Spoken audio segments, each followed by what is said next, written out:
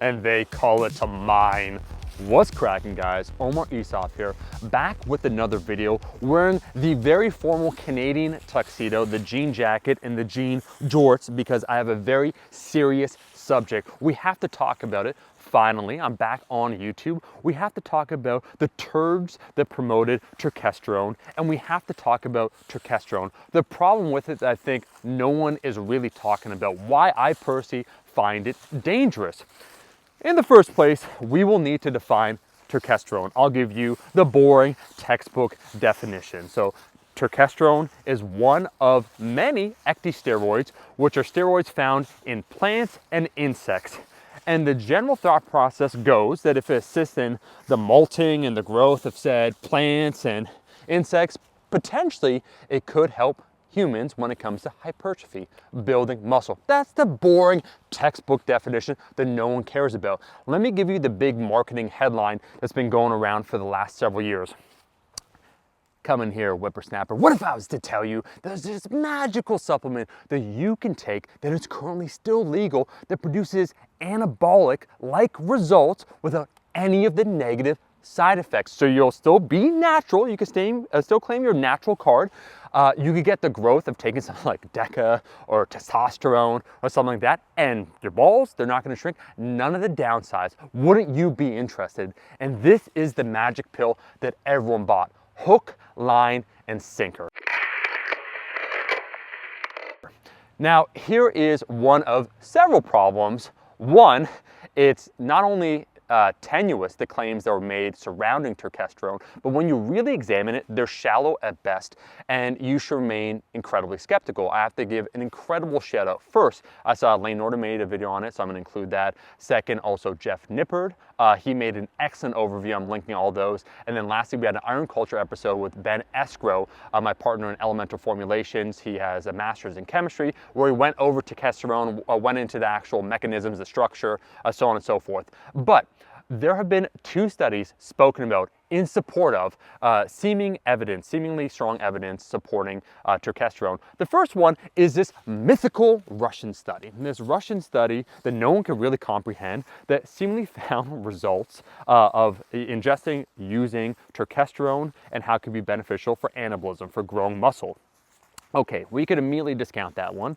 The second one is a recent study, one study that wasn't very rigorous, that said they used something, the subjects used something that was labeled turkesterone and actually didn't have the quantity that was claimed on the label when they examined it. There's so many problems with the study, but this is the one study from the last several years that seems to have shown a benefit. Now, I want to say from the outset, we have to quote the great Carl Sagan, which is the following quote: extraordinary claims, so saying you could take something that'll give you anabolic-like results without any of the negative downsides, requires extraordinary evidence. And that which is easily presented without evidence can be easily dismissed. So already we should be suspicious. Who's promoting this? But here's the problem.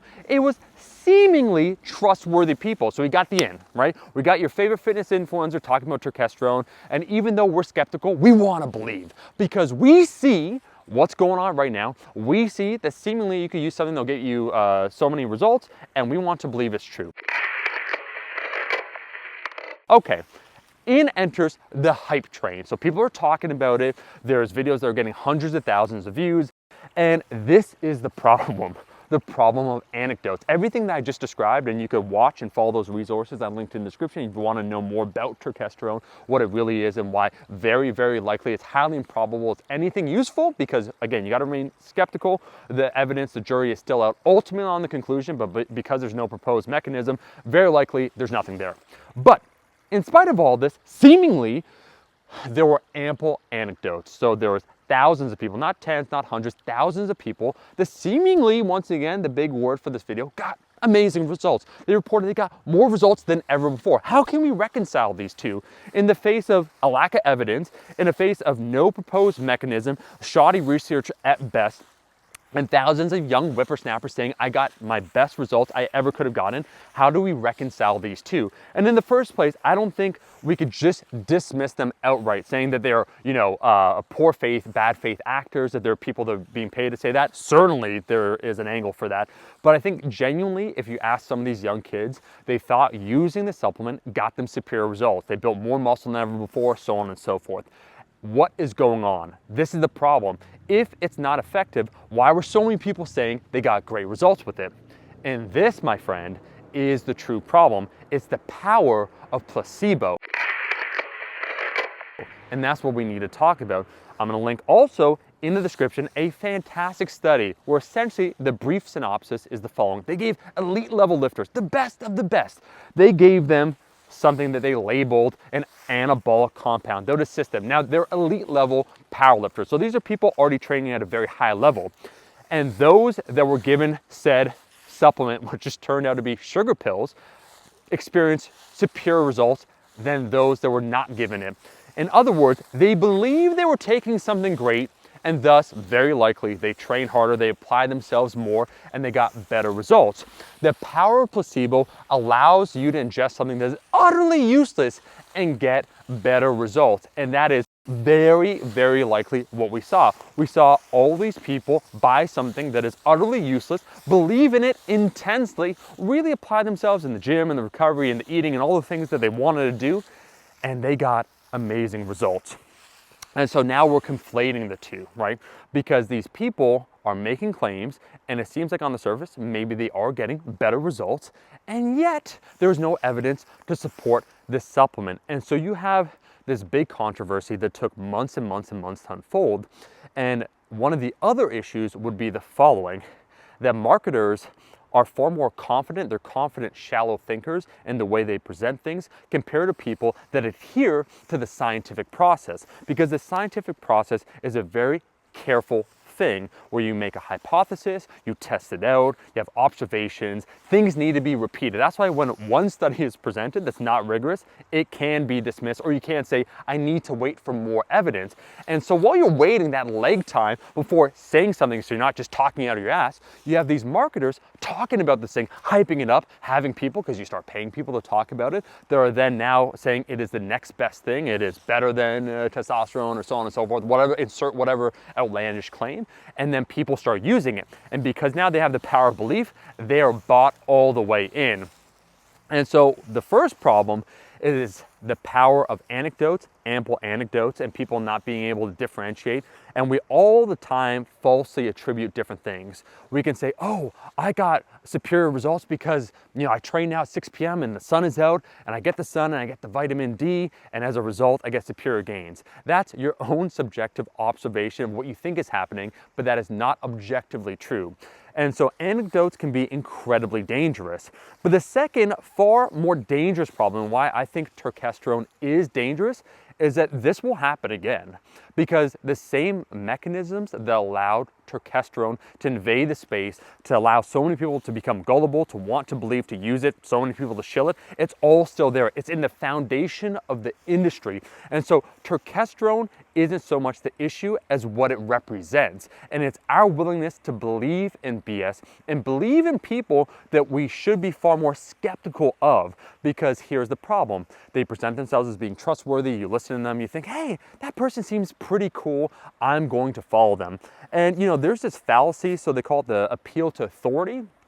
But I'm going to coin one on YouTube. It probably has been said before, but we need to coin it. And that is the appeal to swollenness, which is the person who is the most jacked is the person that we're going to follow. I want to get big biceps like this person. They seem friendly enough. It's like the serial killer down the street where you find out this person was straight murdering people.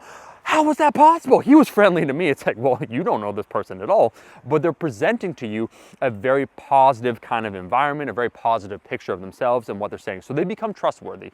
You believe them, you accept what they're saying, and now anything they say becomes gospel. And as our metric, as our rubric of evaluating who they are, we look at their size, we look at their strength in order to validate the arguments that they're saying. And we might not even be aware of this. This might happen kind of implicitly, subconsciously amongst ourselves, where we think to ourselves, oh, like, I'm rigorous. I'm thinking about these things. I want to look at the evidence, and all we see are big biceps, and we follow them. And so when I say it's going to happen again, people are impressionable. People want to believe. That is why the supplement industry is a multi-billion-dollar industry, and testosterone is merely a symptom of a much larger problem. And speaking as a marketer, I could say this from the outset, that I actually think one of the reasons why testosterone was so successful is because it sounds like testosterone in it. And so people hear it and they hear it's a plant steroid that's legal, you're still natural, you get superior results, and people are bought in. And that is why we must remain critical, because if we don't take a look at the body of evidence, if we don't take a look at the people that we should trust, then we can fall victim time and time again. And that is why I'm very careful. I try and shout out good resources. We talk about Stronger by Science with guys like Greg Nuckols, who have dedicated their entire life to trying to provide good information. Mass, Monthly Application of Strength Sports, where they do overviews of research. They try and stay as impartial as possible. We talk about 3DMJ as it relates to bodybuilding, where they've trained hundreds and hundreds of natural bodybuilders. You want to understand the principles of hypertrophy, let's take a look at the people at the very best and what they're doing. Not the people with the loudest mouths or seemingly the sexiest arguments. Let's actually get down to the truth. And I think that's maybe the final thing I'll say. The appeal to swollenness, one of the problems, and this is something that people wouldn't want to admit it, especially people that might be enhanced, it's the following, is that as long as you apply yourself, you follow a sound methodology, you follow years and years of lifting, much like any physical trait that follows, a bell-shaped distribution, kind of like height and so on and so forth, your limb length, your natural general propensity to build muscle will be largely determined by genetics when all other factors are equal. So naturally, someone who can build some muscle, who is perhaps enhanced, who looks really, swole, is definitely not only not the most trustworthy person, but is not the person you should be taking your information from. So we saw it happen again. We saw it happen again, guys. And it was kind of disappointing to see from the outside. And so the two big problems following those anecdotes, and the even bigger problem is that I see within the industry the exact same path. And people will say this after the fact, but there are hundreds of thousands of people, hundreds of thousands. Just look at all the TikTok videos, the YouTube videos, the Instagram posts. People, if you ask them in like 2021, end of 2021, what their personal belief was on this subject, now that there's been a kind of a landslide thanks to people like, Jeff Nipper, Lane Norton making the video, and people being skeptical, it has shifted public opinion. But make no mistake, I observed it, I was there, I saw it. So many people bought into that power belief. Remain skeptical, follow what actually works, and that is basically it. The sun is now setting. It is beautiful out here. We've been training. Oh man, it's gonna be deadlifting 800 pounds. We're hitting new PRs. We're getting on it. I wanna thank everyone for their support, for watching this video. If you liked the video, make sure to like the damn video. Feel free to leave a comment down below with your own thoughts. I'll try and read them. And we're back now every single Monday. We'll catch you in that next video. Peace.